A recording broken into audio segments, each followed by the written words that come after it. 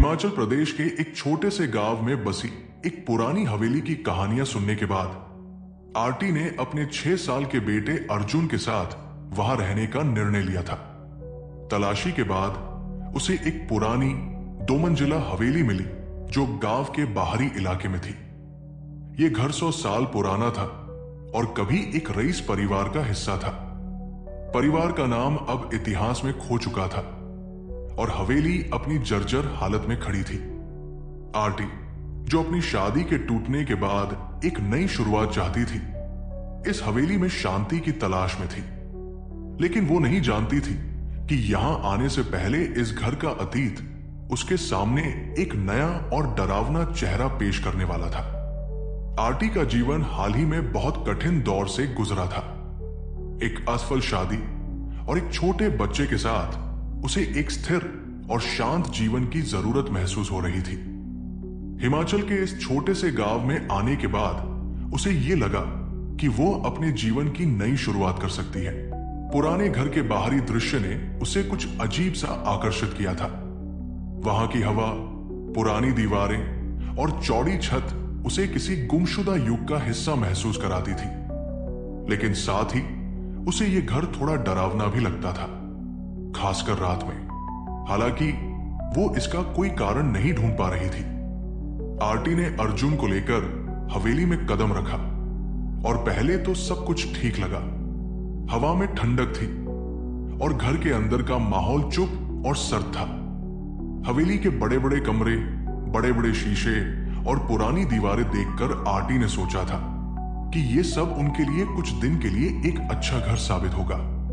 लेकिन रात को जब आरटी सो रही थी, उसे अचानक एक बच्चे के रोने की आवाज सुनाई दी। पहले तो उसने सोचा कि यह अर्जुन का रोना होगा, लेकिन जब उसने अर्जुन के कमरे में जाकर देखा तो वो गहरी नींद में था।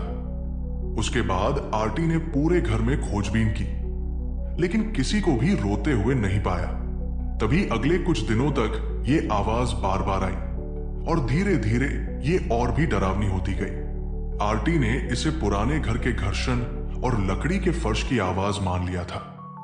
लेकिन जैसे जैसे ये आवाजें बढ़ने लगी, उसे लगा कि कुछ तो गड़बड़ है। एक रात जब वो सो रही थी, अर्जुन ने अपनी नींद में एक अजीब बात कही। मां, वो छोटी लड़की मेरे पास आती है। वो मुझसे कहती है कि मैं अकेला नहीं हूं। आरटी को पहले तो ये बस बच्चों का मनमाना खेल लगा, लेकिन अर्जुन की आंखों में जो डर था, उसने उसे सोचने पर मजबूर कर दिया। आरटी ने इस घटना को नजरअंदाज करना चाहा, लेकिन अगली रात फिर वही रोने की आवाज सुनाई दी। ये आवाज कहीं से अंदर से आ रही थी, मानो घर के किसी हिस्से से निकल रही हो। उसका दिल गहरे डर से धड़कने लगा, लेकिन उसने अर्जुन को नींद से जगाया और समझाया कि सब कुछ ठीक है। उसने सोचा कि यह कोई सामान्य बात होगी, लेकिन अगले दिन जब उसने अर्जुन से बात की तो वो और भी डर के साथ बोला, मां, वो लड़की मुझे कमरे में घेरती है और वो कहती है कि मैं उसके साथ खेलूं। आरटी ने पड़ोस में रहने वाली एक बुजुर्ग महिला कुमारी आंटी से बात करने का फैसला किया। कुमारी आंटी ने आरटी को बताया कि हवेली में वर्षों पहले एक रईस परिवार रहा करता था। इस परिवार की एक छोटी बेटी थी, मीनल, जो बहुत प्यारी और चंचल थी। लेकिन उसके पिता ने उसे एक काले जादू के रित में बलि चढ़ा दी थी ताकि वो अमरता प्राप्त कर सके।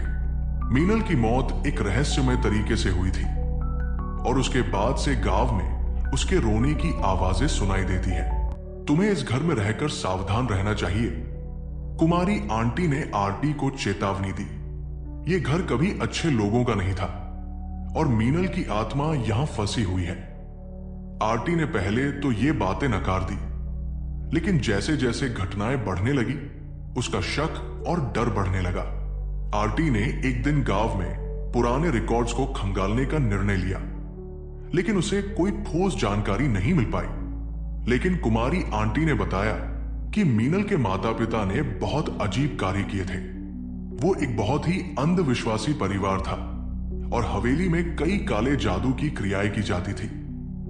कुमारी आंटी ने यह भी बताया कि मीनल की मौत के बाद से घर में उसे देखने और सुनने का दावा करने वाले कई लोग सामने आए थे, लेकिन किसी ने भी खुलकर बात नहीं की थी। अर्जुन दिन ब दिन और अधिक घबराया हुआ रहने लगा। वो रात में बुरी तरह चिल्लाता और कहता कि वो मीनल को देखता है। आरटी ने सोचा कि ये सिर्फ उसकी कल्पना है, लेकिन एक रात अर्जुन ने घर के एक कमरे के सामने खड़े होकर रोते हुए कहा, मां, मीनल मुझे देखती है, मुझे डर लगता है, वो मुझे अंदर जाने के लिए कहती है। आरटी को यकीन हो गया कि ये मामला कुछ और है। वो रात भर जागते हुए कमरे के चारों कोनों में देखती रही। हर कोने में एक सायंसी आहट होती थी, जैसे कोई उसे देख रहा हो। धीरे धीरे घर का माहौल और भी भयावह होता गया। हर रात की शुरुआत में वो रोने की आवाजें सुनती, और ये आवाज इतनी तीव्र हो गई थी कि वो चैन से सो नहीं पा रही थी। अर्जुन अब तक उस कमरे में नहीं जाता था जो आवाजों का स्रोत लगता था। वो कमरे के पास जाते ही बुरी तरह कांपने लगता था। आरटी ने बहुत कोशिश की, लेकिन किसी न किसी तरह से वो डर और घबराहट बढ़ती ही जा रही थी। अर्जुन ने एक दिन आरटी से कहा, मां, वो कमरे के अंदर कुछ चीजों को हिला देती है और फिर वो कहती है कि वो मेरी मदद करेगी। आरटी ने इस बात को अनसुना किया, लेकिन दिल में डर बैठ चुका था। एक दिन आरटी ने हवेली के पुराने कागजात और फोटो खंगालने का निर्णय लिया। उसने पाया कि मीनल के परिवार की एक तस्वीर थी, जिसमें वह अपने माता पिता के साथ खड़ी थी। घर की दीवारों पर कुछ अजीब तरह के चिन्ह थे, जो प्रतीत होते थे जैसे पुराने तंत्र मंत्र के प्रतीक हो। आरटी ने गहरी खोजबीन की और पता चला कि मीनल की मौत एक बलिदान थी, क्योंकि उसके पिता ने उसे एक काले जादू के प्रभाव में आकर बलि दे दी थी। मीनल की आत्मा अब तक हवेली में फंसी हुई थी और उसकी चीखें घर में गूंज रही थी। आरटी ने पंडित जुगदीश से मिलने का निश्चय किया। पंडित जुगदीश, जो गांव के तंत्र मंत्र के ज्ञाता थे, ने आरटी को बताया कि मीनल की आत्मा को शांति देने के लिए एक विशेष पूजा और तंत्र मंत्र की आवश्यकता होगी। वो आरटी को चेतावनी देते हुए कहते हैं, ये आत्मा शांति की तलाश में है, लेकिन अगर उसे सही तरीके से न निपटा गया तो ये और भी ताकतवर हो जाएगी। आरटी, जो पहले इन सब बातों को नकार चुकी थी, अब पूरी तरह से इस भूतिया घटनाओं में घिरी हुई थी। वो पंडित जुगदीश के साथ पूजा करने के लिए तैयार हो गई। पूजा की तैयारी शुरू हुई और रात के अंधेरे में हवेली के अंदर डरावनी खामोशी थी। एक रात पंडित जुगदीश और आरटी ने मिलकर उस कमरे में पूजा की जहां से मीनल की चीखें आती थी। जैसे ही पूजा शुरू हुई, घर में एक अजीब सी चुप हो गई। अचानक अंधेरे में एक बालकनुमा आकृति प्रकट हुई, जो धीरे धीरे आरटी के सामने आकर खड़ी हो गई। वो मीनल थी। उसकी आंखों में गहरी पीड़ा थी और वो आरटी से कहने लगी, मुझे मुक्त करो। मेरे पिता ने मुझे मार डाला था, लेकिन मैं यहां फंसी हुई हूं।